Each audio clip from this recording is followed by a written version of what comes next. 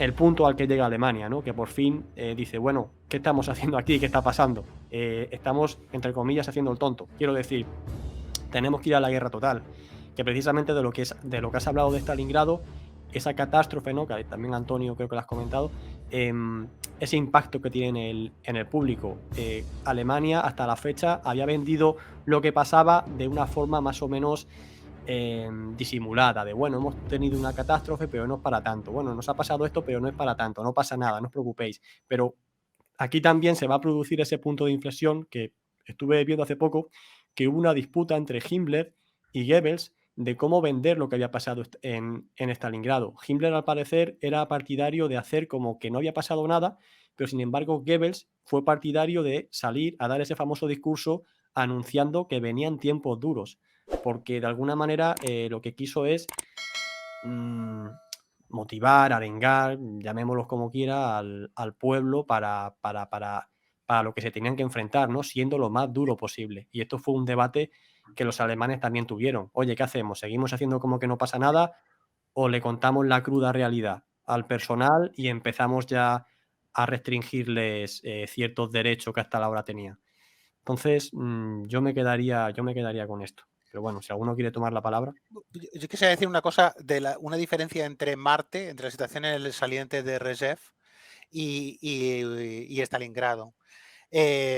Model no es Paulus, eso en primer lugar. Es un comandante absolutamente despiadado, un hombre brutal, un nazi convencido y, en fin, eso en primer lugar. Y luego la forma del saliente de Rzhev permite combatir en líneas interiores y de manera muy fácil, ¿no? Mm. Sukhov se había encabronado, literalmente, o sea, perdón por la palabra, es que se había encabronado literalmente con el tema de tomar el saliente este de Rzhev, porque ya esta es la tercera batalla de Rzhev. Mm.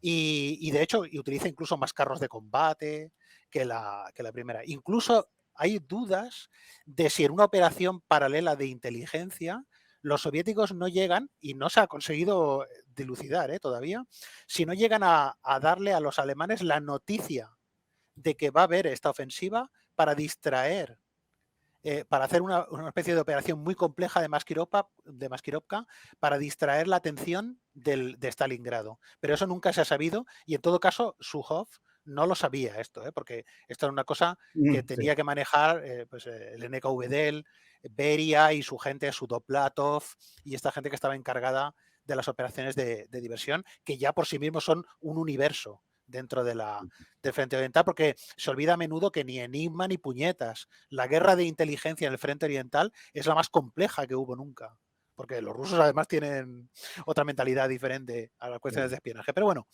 el saliente Rzhev tiene una configuración completamente diferente de la de Stalingrado, en la que en la que Paulus se ha metido literalmente en la boca del lobo. Los rusos le han dicho, ven, ven, ven, ven, ¿no? Aunque no es cierto que los alemanes fueran tan tontos como para no ver el peligro que tenían en los flancos. Lo que creían era que tira para adelante, a ver si podemos al final hacernos con la ciudad, pero se daban cuenta perfectamente de lo que pasaba. Además, otra costumbre de Model que era arrancarle refuerzos a Hitler con la táctica de si no me da refuerzos, yo esto lo dejo. Si no me da refuerzos, yo esto lo dejo. En este sentido, así digamos, ¿no?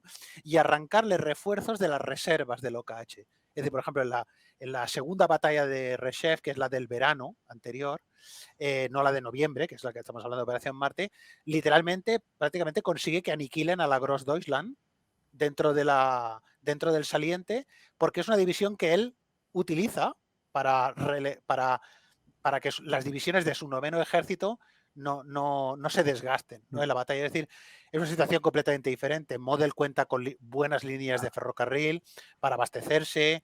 Aquí sale, Antonio, el mapa. Sí, Sí. exacto, sí, sí. Bueno. Tiene un montón de divisiones Panzer, cosa que Paulus no tenía en su momento, no podía utilizarlas porque además era una operación urbana, etcétera, etcétera. Son situaciones completamente diferentes.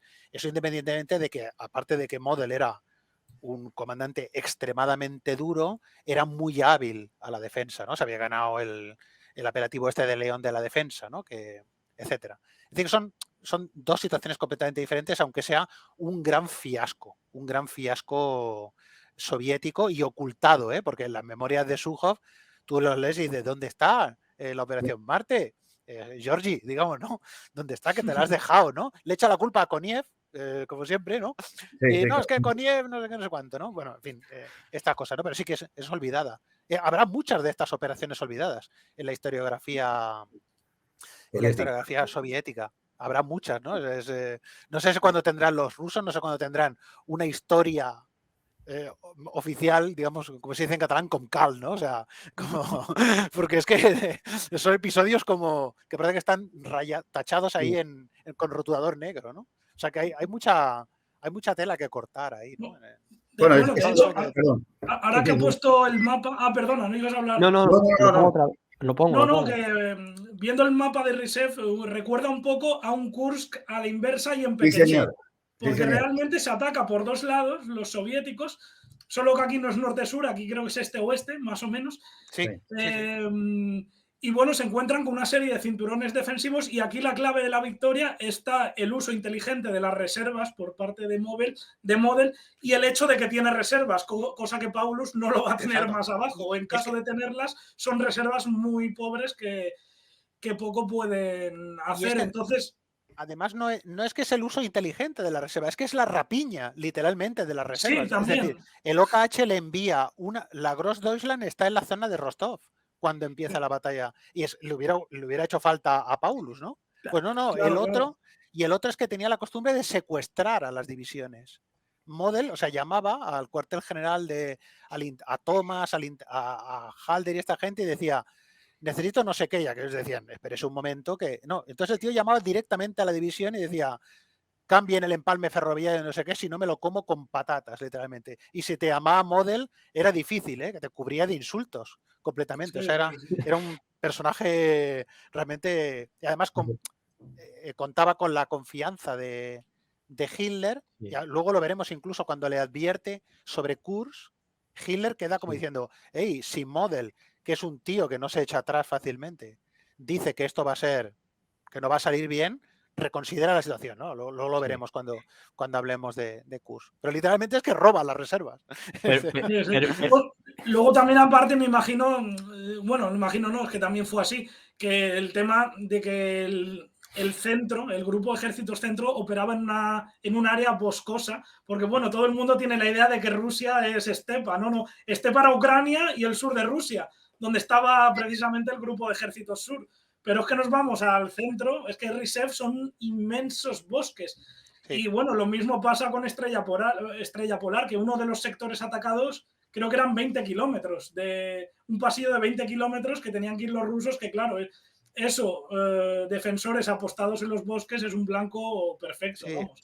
Operación Iskra, me refiero, Estrella Polar es la de la otra, la de... La de febrero del 43. Sí, me he equivocado, sí. Operación Iskra, quería decir, sí.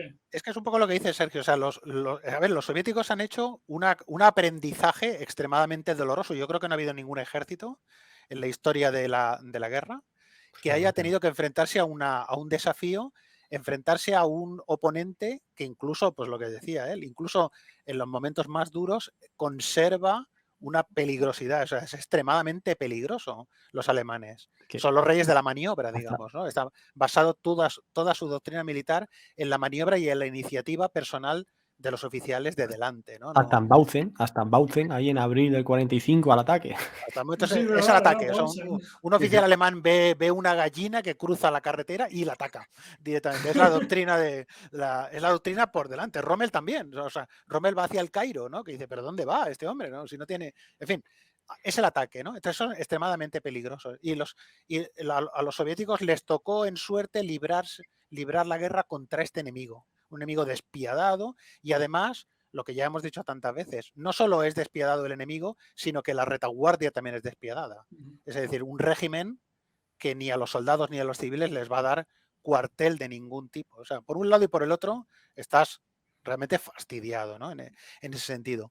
Entonces inician esa curva de aprendizaje hacia arriba y ahora en el 42 y el 43 todavía quieren más de lo que son capaces de hacer. Es decir, también lanzan eso, Saturno, y no pueden porque no tienen medios realmente, porque las condiciones además climatológicas en el sur de Rusia, cuando en Tormenta de Invierno y tal, son espantosas. O sea, son espantosas. En Reserve atacan en un mar de barro. Terrible. Y en Estrella Polar no te digo nada, porque más al norte, en la zona esa de lagos, digamos que es horrible. O sea, las condiciones climatológicas son horribles y sufren tanto los rusos como los alemanes, que luego los generales alemanes decían, no, es que nevaba. Decís, bueno, claro, y entonces al otro lado del frente los rusos que iban en bañador, no, hombre, es igual. Y además tienen una logística igual de mala que los alemanes, en verdad, en muchos sitios. Dependen de carros tirados por caballos, de aquellos carritos chiquitines, ¿no? Los Panje, los heridos se hielan en los trineos antes de llegar a... O sea, es espantoso. De hecho, no se puede imaginar las condiciones de la guerra, ¿no? Probablemente eso y el Pacífico son los teatros de guerra más duros de toda la guerra, ¿no? O sea, entonces, hacen una curva de aprendizaje a costa de miles y miles y miles de muertos. Y una cosa que me gustaría decir es que hubo una época, Fernando habló de esto, y todavía persiste lo que se llama la Wehrmachtmanía, ¿no? Esta cosa de todo lo de la Wehrmacht es fantástico, ¿no? Los alemanes son los mejores, parecen como las maquetas, ¿no? Los carros de combate son preciosos, los barcos también, todo es fantástico, ¿no? En los alemanes. Y eso ha sido rebatido y ha sido visto, bueno, de entrada ya porque perdieron la guerra, digamos, ¿no?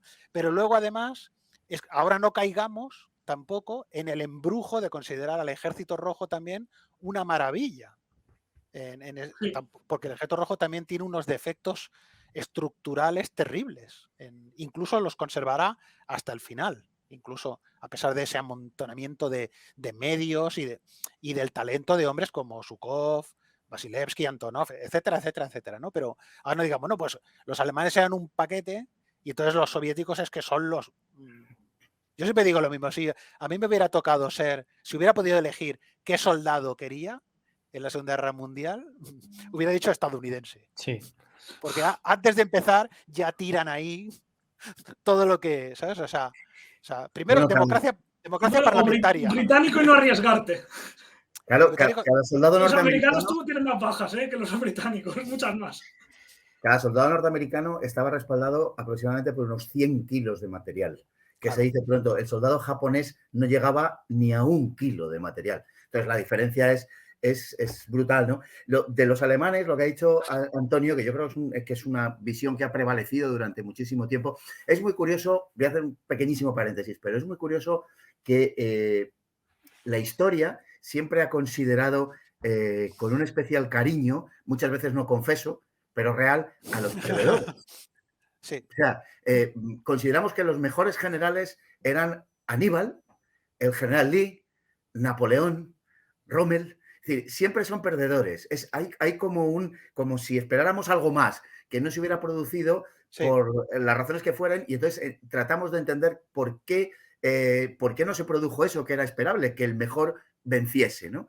Y entonces le damos un especial valor quizá a esos que no estaban respaldados por una, digamos, apoyatura material tan grande como lo que tenían enfrente. El caso de Roma, pensemos que Aníbal estuvo 20 años en la península itálica, por ejemplo, y las pasaba moradas para que desde Cartago le enviasen cualquier cosa, ¿no? Pensemos en la situación de Rommel y los abastecimientos, en fin, que no acabaríamos hablando de la Marina italiana en estas 2 horas. Pensemos en fin, en todos los...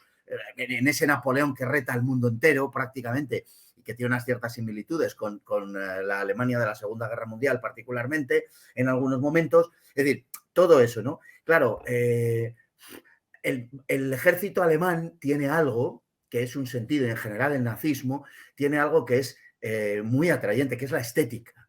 Tiene una estética que no tiene nadie. Tiene una estética particularmente atractiva, entiendo. Entonces, eso ejerce un magnetismo y una fuerza de atracción sobre mucha gente. Es mucho más bonito cualquier tanque alemán que cualquier tanque de cualquier otro participante en la Segunda Guerra Mundial. Y eso tiene una atracción, es decir, la estética tiene una inevitable atracción. Entonces, claro, una cosa es cuando uno lo ve de fuera, y otra cosa es, como decía Antonio, si tuviera que elegir qué soldado ser en la Segunda Guerra Mundial, efectivamente yo estoy con él. De hecho, son los que menos bajas tienen, son los que vuelcan sobre el campo de batalla una cantidad de material impensable, son los que verdaderamente, con muchos matices, pero los que verdaderamente hicieron real la Blitzkrieg, es decir, que todo el ejército estuviera motorizado, con un apoyo de una aviación que dominaba el cielo por completo, que es un aspecto muy secundario dentro del frente del este, el asunto de la aviación, o relativamente secundario.